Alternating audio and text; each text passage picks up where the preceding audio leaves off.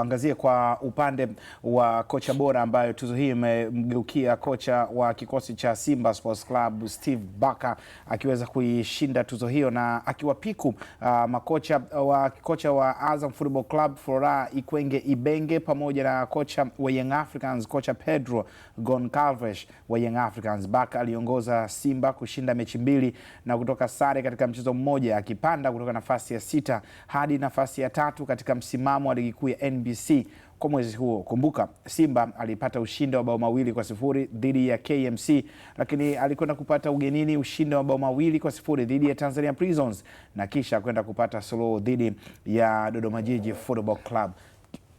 Barker alipoikuta Simba Idi Nonga na jinsi Simba inavyocheza hivi sasa kwa matokeo ambayo ameweza kuyapata, fomu yake imepatikana katika upande tangia dirisha dogo, unasema Simba superb kabisa. Uko sahihi kwa 100%. Maongezeko ya wachezaji wapya ambao wameingia, lakina Libase Geye, Anset Oura, wakina Clotus Chota Chama, wakina Ismail Ture pamoja na wachezaji wengine, yule Kasali golikipa. Hiyo timu imebadilika kwa kiasi kikubwa kwenye uchezaji, hata uhatari pia wa timu ambayo wanayo, wakina Selemani Mwalimu. Kuna wakati fulani walikuwa wanaonekana sio wachezaji hatari, lakini tangu awepo Mwalimu imekuwa timu hiyo ya uhatari. Lakini kama utatazama form ya Simba ambayo mara nyingi wengi tunaizungumzia tangu kwenye mechi ambayo walicheza dhidi ya Mtibwa ambayo ya sare ya bao 1-1, and then wakatani kwenye michuano ya klabu bingwa barani Afrika, kuna mechi ambazo wamecheza wengi Simba waliona imepoteza, lakini waliamini kuna kitu amekipata. Ilikuwa kama pre-season ambayo Steve Barker alitumia, ambayo alichukua ile input akaja kuiweka kwenye ligi na imekuwa kwenye uhatari wa moja kwa moja. Kwenye mechi ambayo walicheza dhidi ya KMC, wengi waliamini KMC ni aina ya timu ambayo kuna aina matokeo ambayo tangu ligi inaanza wamekuwa wameyapata, kwa hiyo watu wakosuka sana, lakini and then ilivyobadilika kwenda kucheza dhidi ya Tanzania Prisons, pale watu ndio walikaa wakasema yes, Simba wana command match tangu mechi inaanza, kwanza eneo la nyuma kina Ismail Tula ambao muda mrefu hawakucheza, lakini unaona wakati anacheza taratibu ile fomu ambayo ina gain kwenye eneo lao la ulinzi, alikuwa na Rushan Deroke kwenye eneo ya kushoto na kulia huku ambao ameongezeka Kibabage, imekuwa ni timu ya hatari hiyo kwenye eneo la kati. Eneo la mbele ndio imekuwa ndio sehemu yenye silaha kubwa sana kwa mnyama Simba Sports. Lakini kwenye mechi ambayo dhidi ya Dodoma Jiji ambao Simba alipata alama 1, kama mechi utoiangalia kwenye matokeo ambao mtu mpira kuutazama huenda mtu akazungumzia labda Simba walicheza vibaya mno kwenye ile mechi, lakini kama utaenda kwenye pitch, utaenda kwenye maeneo muhimu kuitazama sehemu nyingi ambayo imefanikiwa, utaichukua timu kama jinsi ambavyo ilivyo, and then utakuja kuunganisha na matokeo ya mechi nyingine ambayo wamecheza dhidi ya Singida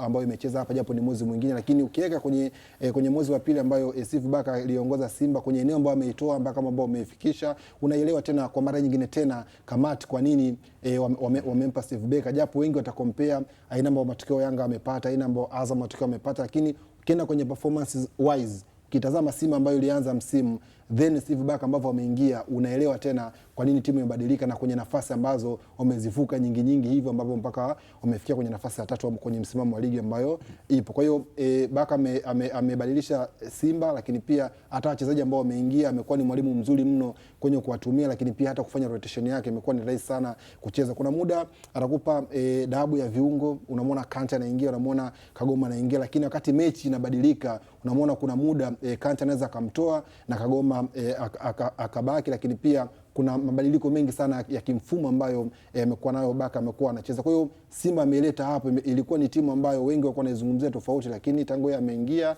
ama yeye tangu amekabidhiwa timu imekuwa timu hatari mno. Kwa hiyo kwa mwezi wa pili kwangu kwa mara nyingine tena kamati ya tuzo ana deserve Barker kuwa hivi ambavyo amekuwa, na hii tuzo ambayo amechukua amebadilisha kwa kiasi kikubwa Simba kwa hivi ambavyo mpaka imekuwa hivi.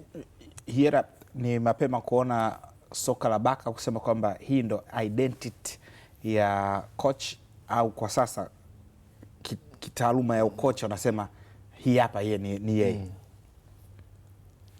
Nafikiri kuna vitu ambavyo tayari vimeanza kuonekana kutoka kwa Steve Barker ambavyo kwa mfano kwenye ukiangalia kwenye ile picha ile ya mwanzo kabisa wakati wameweka pale ile picha ya mwanzo, kama Mtozi ataturudishia, kuna vitu vimeandikwa pale kwenye ile picha ya mwanzo, picha ile hii ya kulia kwako kaka, ile kulikuwa na nyingine ya pili ambayo inafuata. Okay.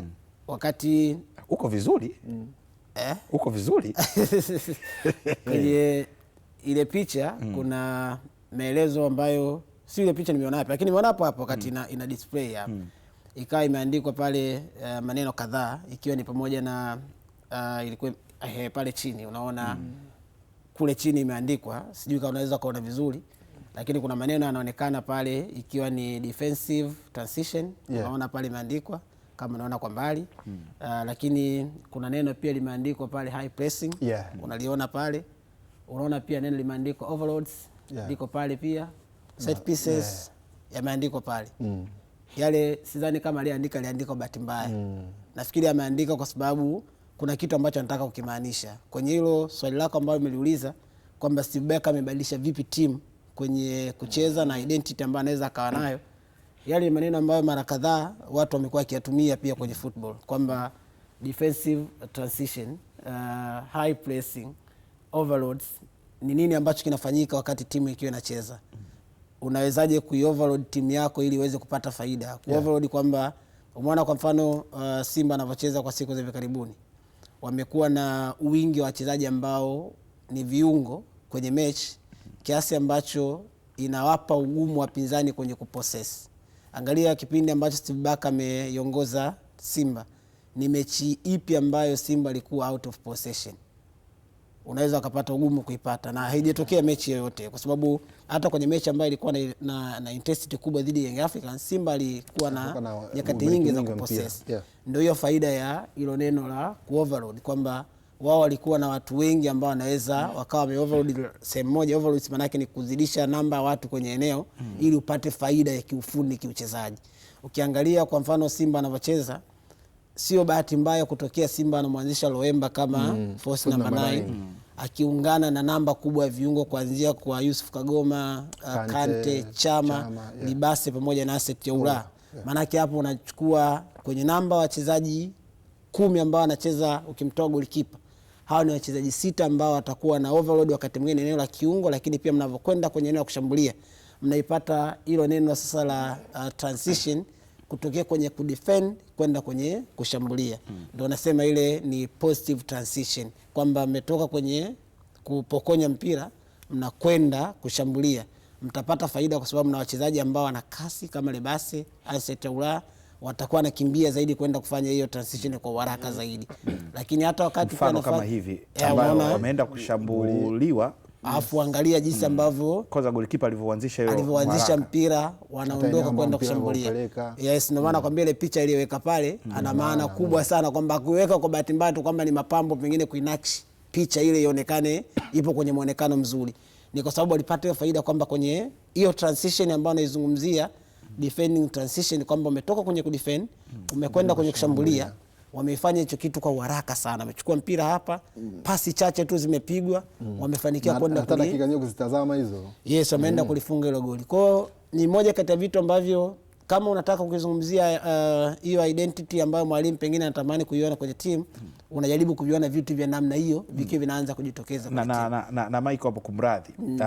Mtozi akiweza kurudisha hili goli, angalia wakati ambapo timu inatengeneza mashambulizi, hadi kwamba inavyoanza, angalia mfungaji Mpanzu alikopo wapi, the way alivyo sprint Mpanzu huyo anavuka Shomari, anasogea, anavuka kata mstari, alafu angalia anavyopita katikati hapo ya Zakaria mpaka anaenda kufunga, katoka kwenye zoni yake yeye ya kuzuia mpaka kaenda kuimalizia. Lakini jambo lingine, angalia spirit ya Shomari Kapombe baada ya goli kuweza kufungwa. Unaona kitu kingine ambacho mwalimu anakitengeneza kwenye zile pillars za unasema football intelligence, kwamba unaipima intelligence ya mchezaji kiwanjani. Wakati mwingine unatengeneza, unatakiwa mchezaji awe uangalia awareness yake. Hapo unamsifia, umemzungumzia Mpanzu ambaye alikuwa ametoka kwenye box la kuzuia. Awareness yake ya mchezo ikana mwambia kwamba hii move inavyoenda hii kuna kitu mimi natakiwa kupata kitu. Hapo anapotoka Mpanzu anauangalia mpira, anajog huyo anakimbia. Sasa unaona ile kimbia yake ile kiufundi ni kwamba unavotoka kwenye eneo la kuzuia unatakiwa kukimbia kwa spidi ndogo, lakini kuna eneo ambalo tutakutaka wewe kuongeza spidi yako.